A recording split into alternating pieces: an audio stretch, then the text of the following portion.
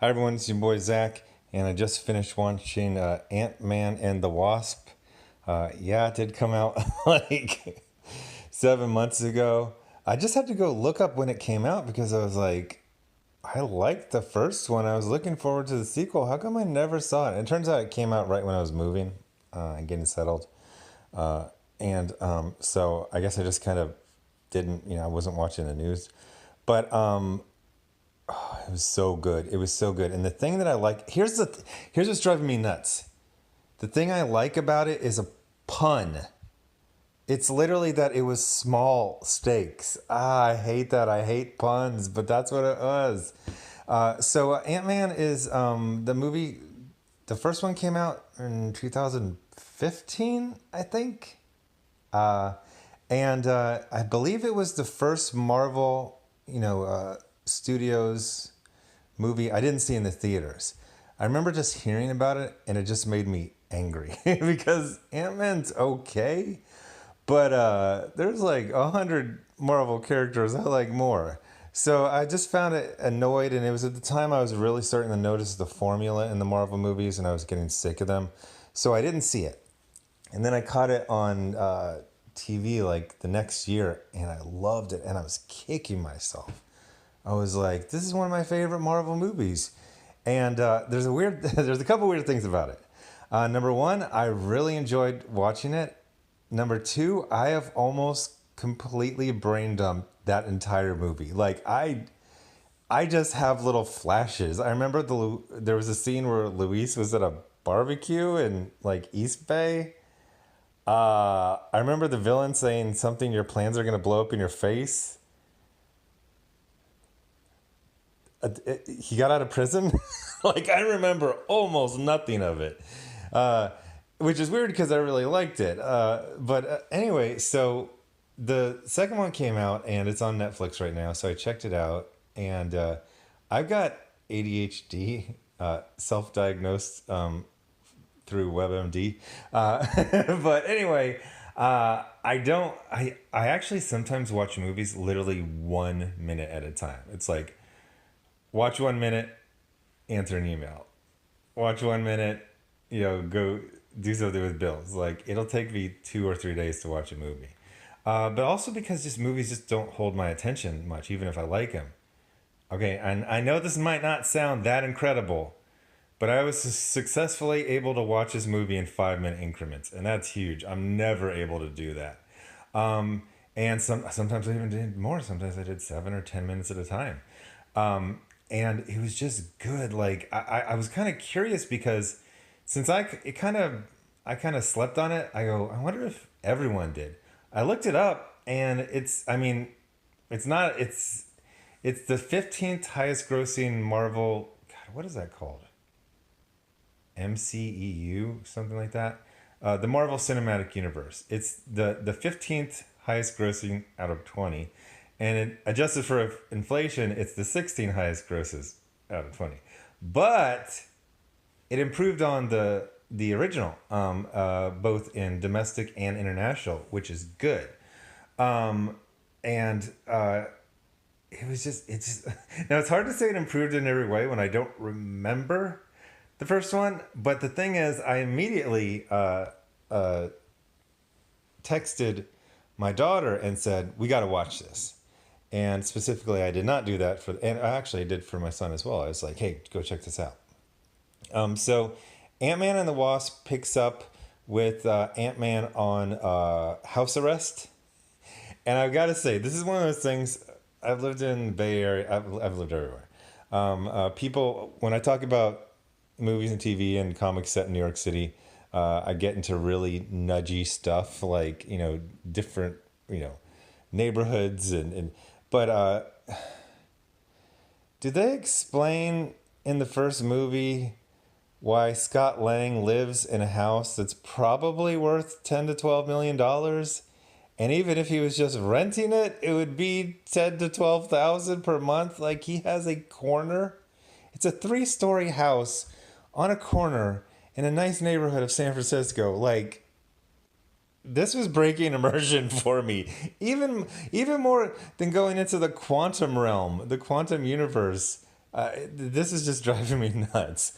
And so it starts and he's on house arrest and he's got visitation for his daughter, and he sets up this really fun kind of like maze for her, and then he goes down a slide in his 3-story mansion, and then his foot busts through the fence and goes out into the sidewalk.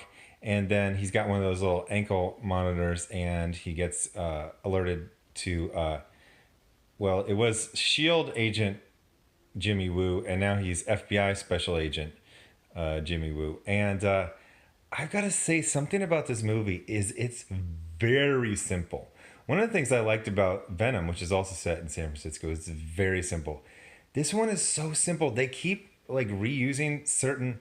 There were bits from the trailer. It's a good solid trailer, you know. There where they're doing the okay, so he's on house arrest and he's gonna go back to jail if he gets busted. I thought that was just gonna be that's like a third of the movie, and somehow it's really compelling.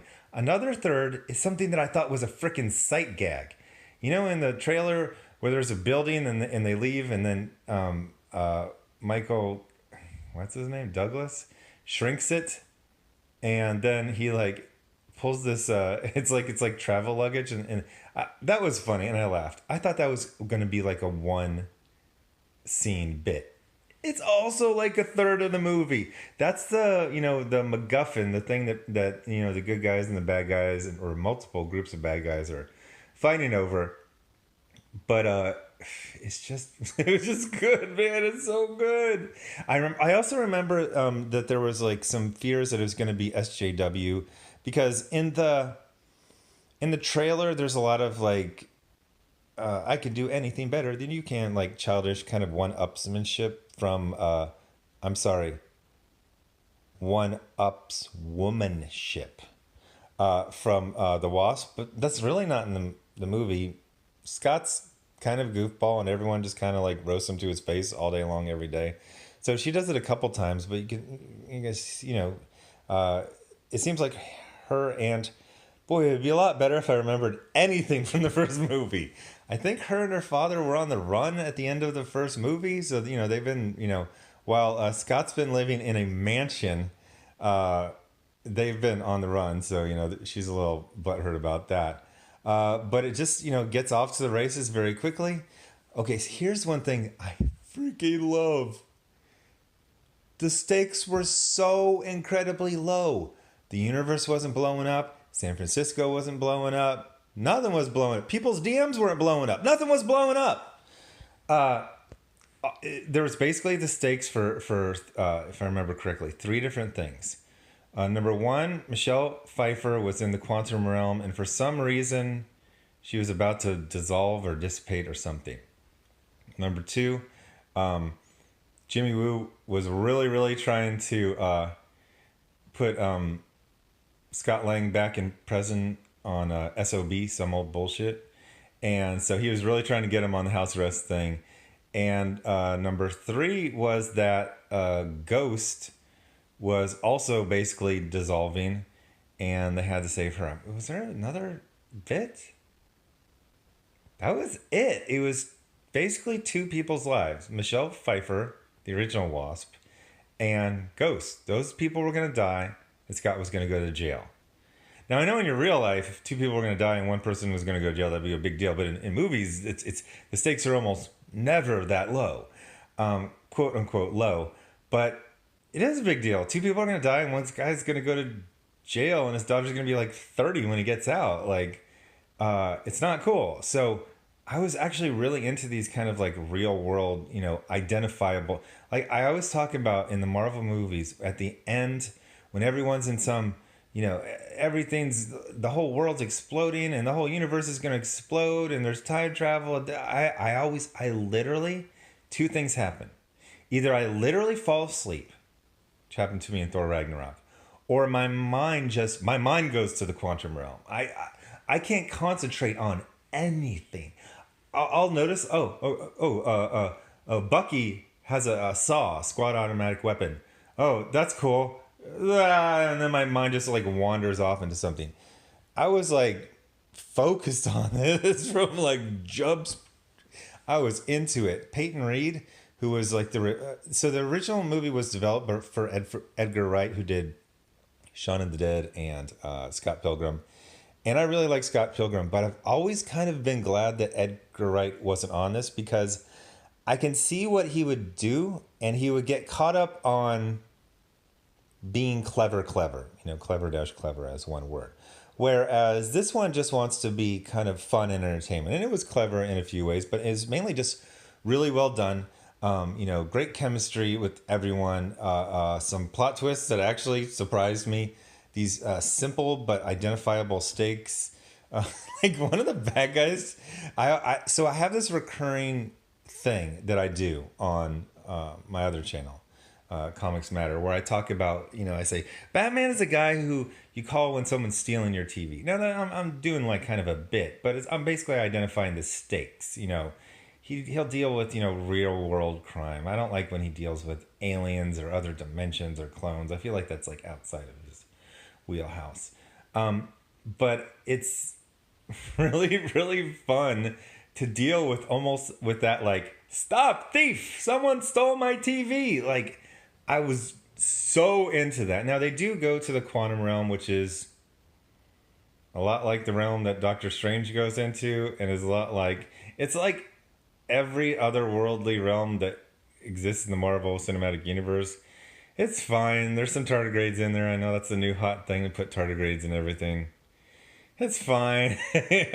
I just kept wondering how is he breathing? So the air molecules are everything? Okay, fine. But they do a lot of back and forths. There's a new suit that looks exactly like the old one, but it has problems. And there's the old suit. And then there's the old suit. And Wasp has a suit.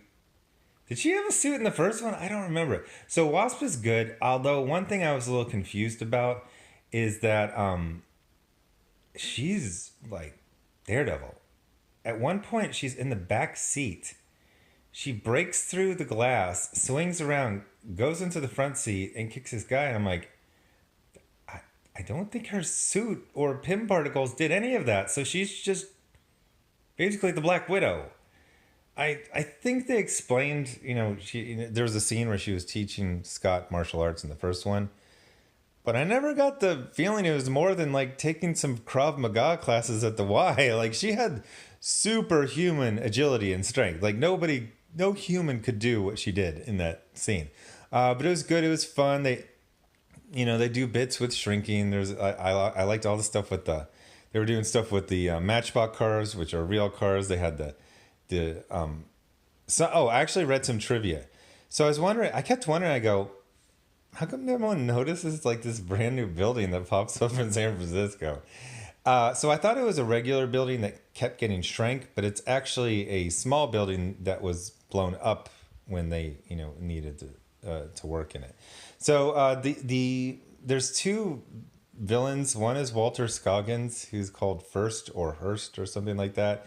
And he is such a low-level villain. Like, he's almost on the level of stealing a TV set. He has a restaurant. They do, like, 2 jokes based on that.